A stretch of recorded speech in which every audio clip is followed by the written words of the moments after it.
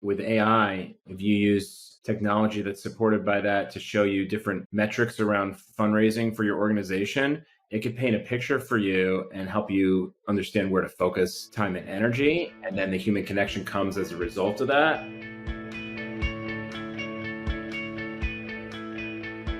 Welcome, everyone. I am so excited to be here today with Josh Kligman. Josh, welcome to What the Fundraising. Hi, Mallory. How are you? I'm good.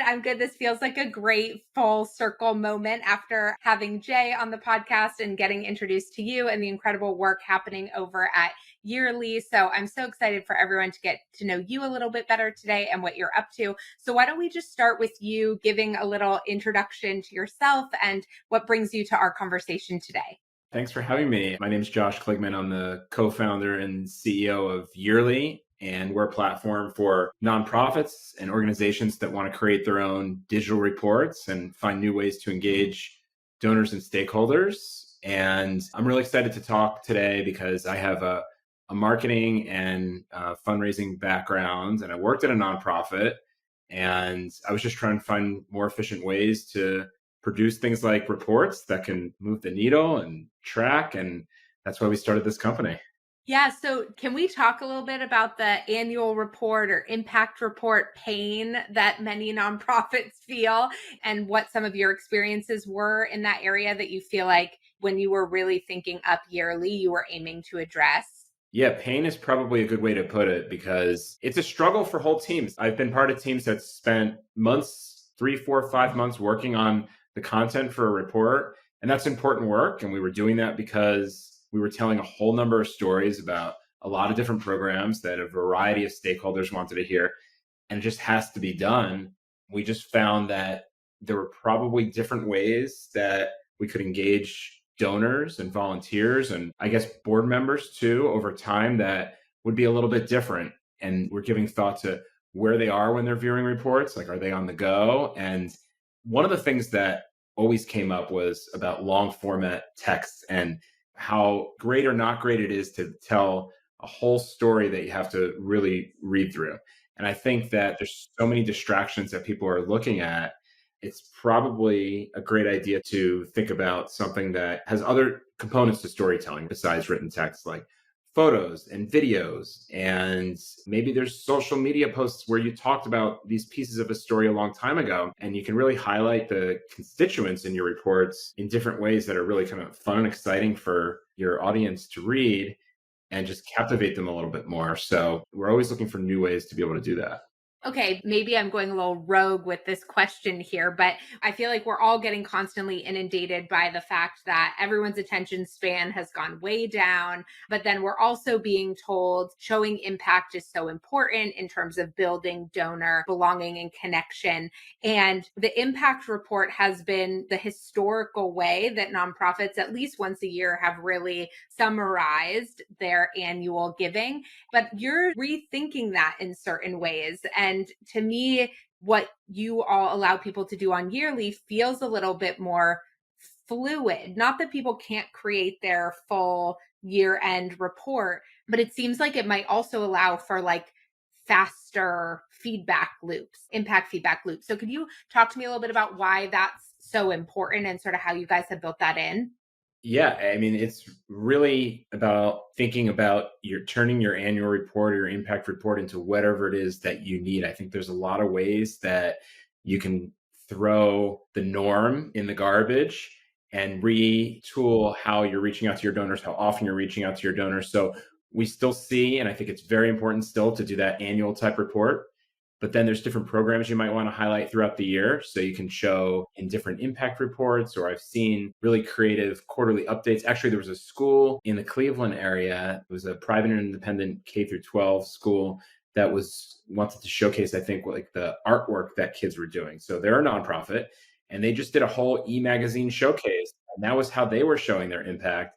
And it was something a little different. So when donors, in their case, parents and grandparents and different alumni of the school take a look at that, it really captures their attention in the same way that an annual report is telling a story. By just showing the art for that nonprofit, they're telling a story too. So I think it could be more fluid because there's things like templates and AI and mobile responsiveness that just help move things faster. So with templates, one thing that Yearly has done, and I think this is a really nice parallel to AI, is a jumpstart to make the report process faster. So let's say you just had a gala or a golf tournament, whatever the event is. Maybe it's not even an annual report, and you want to quickly turn around and show the donors or the sponsors that were helping or that could help for next year, or just thank the people that were coming and show what that event was like.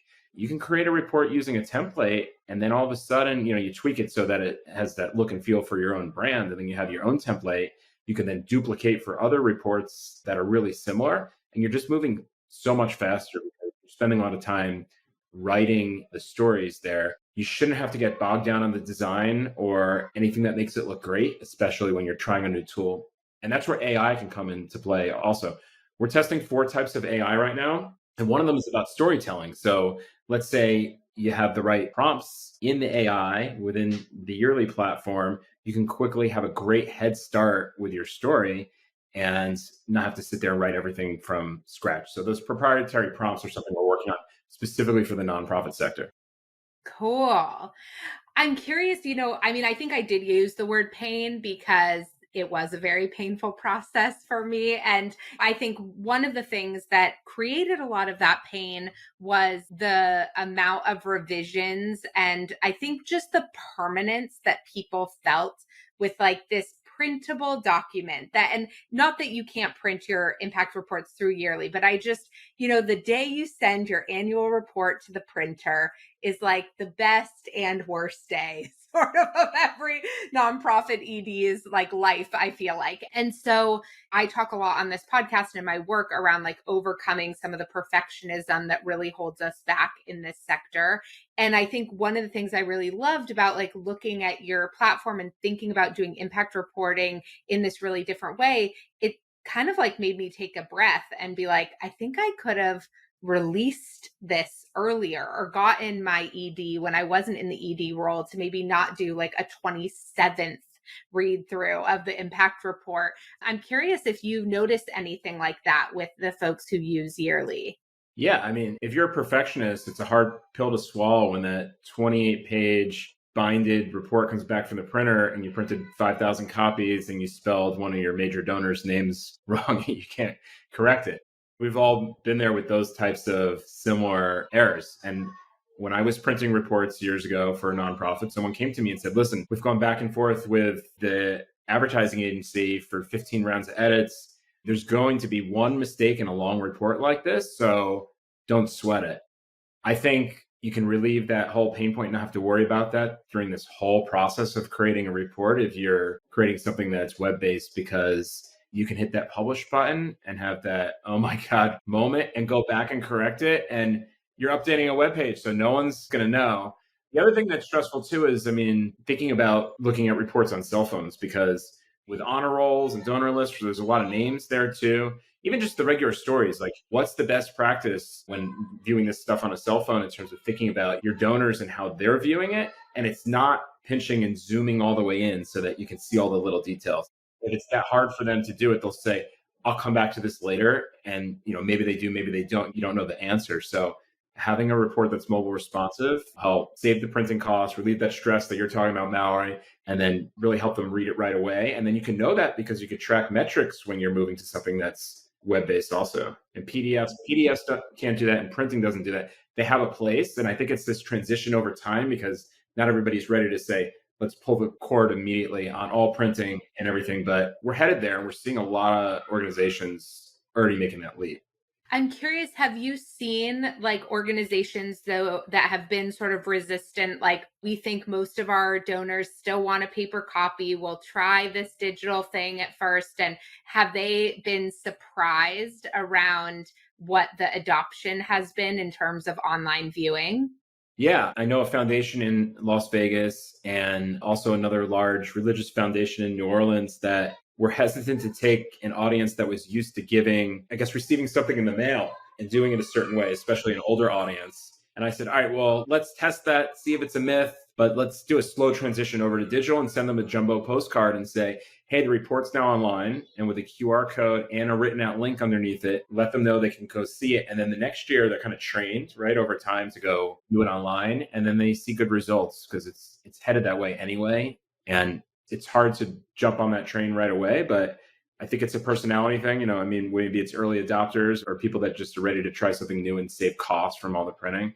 A bigger trend, though, that I'm seeing right now is amongst organizations that are already sending some sort of digital report that want to think about personalization, because customizing reports for different segments of donors is also a really hot topic I'm hearing about, especially across universities and larger foundations and healthcare, where they have so many donors at high levels and they can tell them different stories that way. So really fascinating what's going on. Yeah. What has been, since starting yearly, I mean, maybe other than that, like what have been some of your biggest surprises being on this side of the sector work and working with nonprofits? Like, where do you see the opportunities and what's happening in the sector that you're worried about? I think that the biggest surprise would be this concept of customization that I'm talking about, because I'm seeing that a report, let's say it's a donor report that says, Dear Mallory, thank you for your contribution of X. And then the stories that go into it. I didn't realize that was going on. I used to work for an advertising agency years ago, and we had Mandalay Bay Casino as a client. This is when I lived for a really short time in Las Vegas. And they wanted to send a direct mail piece out to their high rollers. And it was a small list of really high end clients that visited the casino. And they wanted to send them this really nice leather bound invitation. And you open it up. I think there was like a glass piece inside. And like the invitation was, I don't remember if it was etched into it. I don't remember the details, but I remember the printer talking about variable printing and the time it would take to create each one. But it was worth it because they really wanted to catch the attention of the people coming. So it surprises me that that concept, I think, translates over into sending out digital reports. The worry, though, is the amount of time that projects like that end up taking. A few universities told me they spend a month on that, which is too long. So we're actually launching technology in a couple of weeks at Yearly that will automate that entire process, so that if you, Mallory, donated to a program that's focused on the environment, I know you care about the environment. It's saved in my nonprofit CRM like that. Maybe you just want to see a personalized story about the environment. You don't want to hear about the other programs in the organization that you don't care as much about. And then the next person would receive something else. So that's another trend. And I guess the time there is the worry. Yeah, I know. I'm curious, in creating a technology that is intended to really save nonprofits so much time, but knowing that you work in a sector where tech adoption can also be slow. And we tend to have this narrative in this sector, like we've always done it that way. And I think the fear, I mean, I joke about this, but when I talk to tech companies and they're like, oh man, like why won't people just like personalize their emails or do these really simple things? And I'm like, well, can I tell you about like my tech trauma with like mail merge? Because I think I had some very formidable label making experiences in my 20s that like really scared me away from certain technology for a very long time. And I think when you're in the technology space and you're used to utilizing those tools or that adoption, it can be easy to be like, oh, but this is going to make your life so much easier. But then on the nonprofit side, there's still this tremendous amount of overwhelm. Like, what have you found in terms of what's allowed leaders to dip their toe in, whether it's with Yearly or other tools, just to start to try to do something a little bit differently that maybe opens up the possibility of optimizing their time down the road? I think it's seeing nice examples from other organizations and getting that confidence that you know that you can do it. So there's probably a dozen tech for good companies out there that I'm thinking about right now that do a great job at that and building a relationship with the nonprofit so they understand that there is not this idea that you purchase new software and then you have to go figure it out yourself. I mean, I think that there's a lot of companies out there that have teams of people that will help along the way. Most of them are people that used to work at nonprofits and then they go over to the tech sector and they're helping with that. So, I mean, you're right. I mean, I was in the thick of working at a nonprofit where I think there was some slow adoption to technology in some areas, not in my corporate office, I don't think, but in other divisions around the country and around the world. So seeing examples out there and getting the education around is important. So if I was still working in a nonprofit right now, I would think about the conferences that are out there, podcasts like this where you can just kind of learn about it and then try to see it in action maybe somewhere else and then think, all right, well, I think I could probably do that and start slow. I mean, diving in and like changing your entire CRM to something new just because you heard about something, that's a huge project and you don't want to take on more than you can chew. I understand that. I've been there. We've been there. I know. I know. Well, it is Yeah. nice. I mean, it makes a big difference having like a tech leader like you, having sat in the nonprofit's shoes and like been in these roles that you're talking to now. I feel like you can really tell the difference both in products, but also in terms of how companies work with nonprofits. Like you can sort of tell, like, oh, you've been there before, which I think is really nice. Yeah, I mean, I remember what I would want to pay, what I wouldn't want to pay, the support that I would need, which is like the most important thing, right? For the person actually doing the job with any technology that you're going to get. And word travels fast. I mean, if the support's good or not good, then people will tell their colleagues in the industry. So It's true. I find they're much better about sharing their complaints, although I think that people are getting a lot better. Like I hear a lot more of like challenges people are having than the tech that they love. Although I am actually noticing an increasing trend on social media of people recommending tech platforms and partners that they've had really wonderful experiences with, which I think is awesome to see. So that's so great. Is there anything I didn't ask you that I should have asked you? I can't think of anything that you didn't ask me that you should have asked me. I'll ask you a question though, Mallory. What do you see as one of the most interesting or biggest trends in the nonprofit? I'm going to keep it in the tech space because that's where I'm at, in nonprofit technology space that's happened over the last year, right? Especially as people are returning to the office or maybe trying new things. What's out there that's just interesting to you?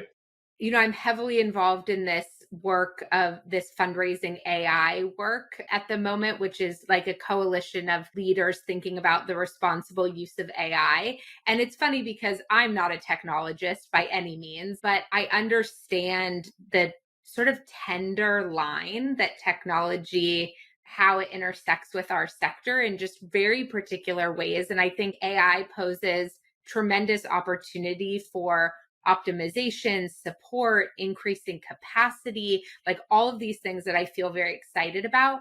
In addition to the need for the responsible use of it, I think just the overarching understanding of how technology can support human connection, I think is like really interesting. So I'm like really interested in how our sector is thinking about and adopting the use of AI in ways that actually doesn't make fundraising more robotic, but actually makes it more human, because the elements of fundraising that have been sinking us and taking all of our time, those get to be handled by technology, allowing us to connect more deeply in our uniquely human ways. And like, I'm very interested to see how that understanding continues to grow, what nonprofits need to be able to feel like they can adopt that. Because I hear a lot from nonprofits like, well, if you use more automation, isn't that just like ruining this connection between you and the donor? And so I think there is this real balance that we are facing as a sector right now around like understanding and integrating technology in ways that highlights the human connection of this sector as opposed to detracts from it. Yeah, you're right. I mean, with AI, if you use technology that's supported by that to show you different metrics around fundraising for your organization, it could paint a picture for you and help you understand where to focus time and energy. And then the human connection comes as a result of that. I talked before about AI for copywriting. So if you think about storytelling, it's not going to do the whole job in that vein, right, for you, but it's going to speed it up. And then you'll have an idea of how to kind of edit or keep writing from there. And then the result of that is all about the human connection that you have with the donor. And then with personalization, like you mentioned, or automation, yeah, I guess it depends on what you're doing, but you have to check whatever it is because AI could be wrong. I mean, there's this court case that happened 3-4 weeks ago where an attorney was citing a case and the judge looked it up and the case didn't exist. And that's because the fact was checked by AI, but a human at the firm didn't actually check to see if that was even a real case. They just assumed. So there could be mistakes, right? So I think all that gets us a giant head start while we figure out the best applications for AI in nonprofit. And I've seen like an association the other day was talking about how they'll use AI to help internally with a lot of the things that you just talked about. And then at the same time, they'll just wait for tech companies to push stuff out. And then that'll help them figure out how they can just use it in their everyday. Yeah, I mean, I'm using it so much now, more than I ever thought I would. And I mean, it's just amazing what has happened in this space in the last 10 years. I mean, I think about what my email marketing software looked like in my last ED role compared to what is possible today. And it's just tremendous. And I know for those nonprofits who might not have been adopting a lot of tech along the way, this feels like 15,000 jumps ahead. And so just trying to figure out how we like bridge this gap. I think we all sort of have our work cut out for us. Yeah, I think that's right. Well, thank you so much for spending this time with me today, for sharing everything about Yearly. I'll make sure that folks have all the links to go check it out below as well. But I'm so grateful for this time. Yeah, same here. Thank you, Mallory. I appreciate it.